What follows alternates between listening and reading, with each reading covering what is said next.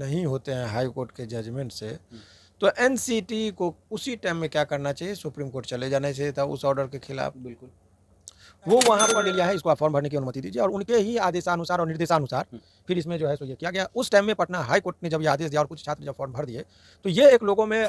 नमस्कार, मैं मनीष और आप देख रहे हैं मीडिया दर्शन। हमारे साथ मौजूद हैं पटना हाई कोर्ट के सुप्रसिद्ध वकील शिवनंदन भारती जी। शिवनंदन जी, सुप्रीम कोर्ट का आदेश आया कि एनआईओएस से डीएलईडी करने वाले जितने भी अभ्यर्थी हैं सभी अयोग्य हो गए हैं, जिससे 14 लाख अभ्यर्थी काफी परेशान है कि अब हमारा क्या होगा। क्या कहेंगे? ये कन्फ्यूजन कहाँ से उत्पन्न हुई, और इसमें छात्रों की कोई गलती नहीं है। सवाल ये है कि जो भी छात्र यहाँ पर डिग्री लिए थे एनओएस से, उसमें माननीय पटना हाई कोर्ट के आदेश के बाद उसकी संख्या और भी बढ़ गई थी। ये इशू उठा कि एनओएस से जो लोग डीएलएड करेंगे उनकी मान्यता है कि नहीं, उनको फॉर्म भरने दिया जाएगा कि नहीं, बहुत सारी बातें। तो माननीय पटना हाई कोर्ट ने आदेश दिया कि नहीं, आप इक्वल फुटिंग पर रखिए, और इनको भी आप, चाहे वो शिक्षक हो या गैर शिक्षक हो, दोनों की। हालांकि ये व्यवस्थाएं शिक्षकों के लिए लाई गई थी, और शिक्षा में फिर दो तरह के शिक्षक थे, एक सरकारी शिक्षक और एक गैर सरकारी शिक्षक। तो सरकारी माने शिक्षक और गैर सरकारी शिक्षक के अलावा ये व्यवस्थाएं लाई गई थी शिक्षकों के लिए जो कार्यरत थे उस टाइम में।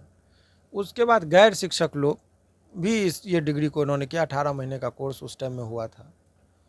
अब सवाल ये है कि ये जो डिग्री ले लेने की मान्यता के बारे में कमोबेश पटना हाई कोर्ट में जब चैलेंज किया गया, तो माननीय हाई कोर्ट ने ये कहा कि दोनों में अंतर है, और ये आप जो अंतर स्थापित कर रहे हैं वो मत कीजिए, और इनको भी, चाहे वो डिग्री कोई भी ले लिया है, इसको आप फॉर्म भरने की अनुमति दीजिए, और उनके ही आदेशानुसार और निर्देशानुसार फिर इसमें जो है सो ये किया गया। उस टाइम में पटना हाई कोर्ट ने जब ये आदेश दिया और कुछ छात्र जब फॉर्म भर दिए, तो ये एक लोगों में एक धारणा बन गई कि इसकी मान्यता मिल गई है, फॉर्म भरने दिया जाएगा।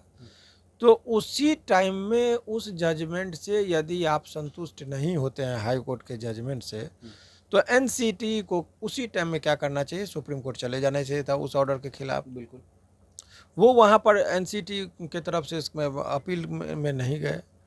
तो इसी को आधार बना के उत्तराखंड में जब छात्रों ने कहा कि जब बिहार में मान्यता मिल गया, फॉर्म भरने दिया जा रहा है, तो पटना हाई कोर्ट ने आदेश दिया है, तो उत्तराखंड में नैनीताल में उनके कोर्ट में ये बात को रखा गया। तो हाई कोर्ट पर उन्होंने सहमति जताते हुए पटना हाई कोर्ट के जजमेंट का हवाला देते हुए कहा कि इनको फॉर्म भरने दीजिए। तो वहाँ से भी मान्यता मिल गई, तो और लोगों को आत्मविश्वास जगा कि नहीं, इनकी मान्यता, और लोग डीएलएड करने लगे। इसी बीच में वहाँ हाई कोर्ट गुजरात में जब ये, सॉरी, वो तब उत्तराखंड में जब ये बातें आई, तो वहाँ के खिलाफ एनसीटी जो है सो चले गए सुप्रीम कोर्ट। और वहाँ पर अल्टीमेटली ये डिसीजन आया कि ये जो व्यवस्था एनओएस से जो डीएलएड करने की जो बातें थी, ये बातें केवल जो कार्यरत शिक्षक थे उनके लिए था, ना कि गैर शिक्षक के लिए था, और उन्हीं के लिए ये विशेष व्यवस्थाएं लाई गई थी। बहुत विस्तार से ये जजमेंट हुआ। तो उसके बाद वहाँ से उन्होंने निरस्त कर दिया। अब यहाँ पर जो व्यवहारिक पक्ष है वो देखने की बात है, जजमेंट का अलग पहलू है। अब सवाल यह है कि वो छात्र डीएलएड कौन करते हैं, समानतः आर्थिक रूप से जो कमज़ोर होते हैं वो डिप्लोमा कोर्स करते हैं। जो पढ़ लिख लेते हैं लेकिन आप अपनी एकेडमिक डिग्री को भी नहीं वो आगे बढ़ा सकते, वो लोग 12वीं करके ही कहते नौकरी की तलाश में निकलते हैं। तो ये लोग जो है सो कोई ज़मीन बेच के, कोई लोन लेकर, कोई कर्जा लेकर, बिल्कुल, इत्यादि करके लोगों ने अपने बच्चे को करवा दिया, इस उम्मीद के साथ कि उनकी नौकरी होगी, हो जाएगी। इनकी उत्साह तब तिगुनी बढ़ गई जब माननीय सुप्रीम कोर्ट का ही एक जजमेंट आया कि अब प्राइमरी टीचर में केवल डीएलएड वाले ही आएंगे, तो बीएड वाले को हटाया गया। इन लोगों की उत्साह और तिगुनी हो गई, और बहुत सारे छात्रों ने एडमिशन ले भी लिया उसके बाद, और कि डीएलएड पे ही अब ज़्यादा ये है, बहुत सारी बातें हुई। अब ये जजमेंट के आ जाने के बाद लोगों में लगा कि अब उनकी डिग्री का क्या होगा, जिन्होंने लोन लेकर गरीबी में अपनी मजदूरी करके किसी का फादर ये सब इत्यादि से उड़ दिया, तो उसके पीड़ा को तो कौन समझेगा। तो कोर्ट को आप कुछ कह नहीं सकते, उनका जजमेंट रूल पर होता है। रूल कौन बनाती है? गवर्नमेंट।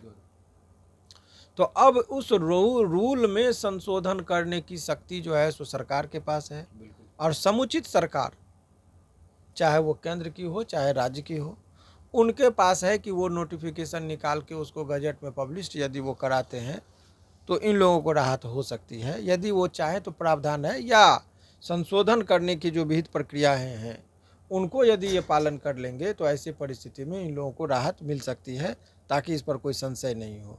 लेकिन ये सरकार की भी अपनी एक मर्जी है, और लोकतंत्र में हर चीज़ वोट को देखकर होता है। एनसीटी वाले यदि एनओएस से जितने लोगों ने किया है डीएलएड, वो लोग यदि सरकार के पास प्रार्थना पत्र भेजे, शांतिपूर्ण तरीके से अपनी बातों को रखने में यदि रहते, और सरकार को यदि रहम आ जाती है, तो इन लोगों का डिग्री पर भी विचार किया जा सकता है।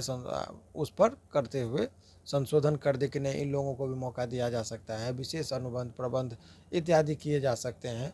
तो ये एक वैकल्पिक व्यवस्थाएं हो सकती है। बहुत सारे अभ्यर्थियों का ये कहना है कि नोटिफिकेशन जब आया था, जब हम लोग एनआईओएस करने से डीएलईडी करने जा रहे थे, उस समय ये बात आई थी कि हम लोग को गजट में शामिल किया जाएगा, लेकिन अध्यक्ष जो वर्तमान में उस समय थे वो चेंज हो गए तत्कालीन। वो कोई बात नहीं, ये जो मैंने बताया कि कानूनी प्रावधान जो हैं उसमें ये कर सकते हैं। और कभी कभी ऑनरेबल सुप्रीम कोर्ट, हालांकि बिहार के संदर्भ में आप समझिए कि वो जजमेंट का लोग बहुत असहमत हो सकते हैं, लेकिन हर आदमी का अपना एक तर्क होता है। तो वो जजमेंट जो बिहार के संदर्भ में था, तो उसमें एनसीटी ने चैलेंज नहीं किया। तो उस दौर अब ये है कि इस जजमेंट के बाद लोगों को दो कन्फ्यूजन है कि ये जो जजमेंट है वो भविष्य के नियुक्ति पर लागू होगा या पूर्व में जो कार्यरत हैं उस पर लागू होगा। ये भी अभी क्लियर नहीं। तो उस पर जो ये ऑर्डर है, स्पीकिंग ऑर्डर नहीं है। ये नहीं कहा कि भूतलक्षी होगा या भविष्यलक्षी होगा, इसका प्रभाव उस पर वो साइलेंट है। हालांकि ये पूर्व के ही वैकेंसी को चैलेंज किया गया था, लेकिन वो उत्तराखंड के वैकेंसी को चैलेंज किया गया था। बिहार का मैटर उसमें कंसर्न है नहीं।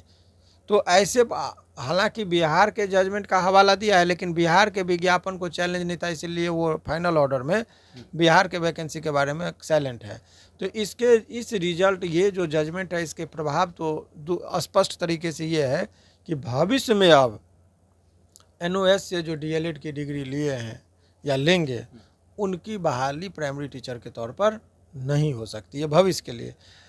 लेकिन यदि ये पास्ट में जो है भूतलक्षी जो पहले लोग कर चुके हैं या नौकरी में हैं या वैकेंसी भर दिए हैं, उस पर इस जजमेंट का क्या प्रभाव होगा, इसके बारे में माननीय न्यायालय ने अपना कोई स्पष्ट निर्देश नहीं दिया है।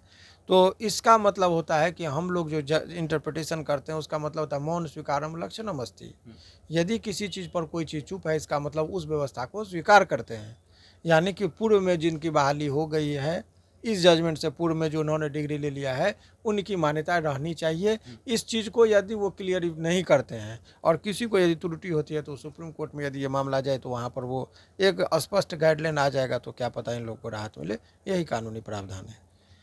ये थे हमारे साथ पटना हाईकोर्ट के सुप्रसिद्ध वकील शिवनंदन भारती, जिन्होंने तमाम बातें कही कि एनआईओएस के अभ्यर्थियों के लिए गजट अगर केंद्र सरकार लाती है तभी राहत मिल सकेगी, क्योंकि सुप्रीम कोर्ट का आदेश हो गया है, तो अब इस पे कुछ कहना ही नहीं है। लेकिन अगर केंद्र सरकार रहमदिल हुई और 14 लाख अभ्यर्थी जो काफ़ी मेहनत करके, गरीबी में किसी तरीके से मेहनत करके अगर वो डीएलईडी का डिग्री हासिल किए हैं, तो अब उनके लिए केंद्र सरकार जो है अनुशंसा करे और जो गजट लाए, ताकि इन लोगों को मान्यता मिल सके। इस तरह के तमाम अपडेट के लिए देखते रहे मीडिया दर्शन। धन्यवाद।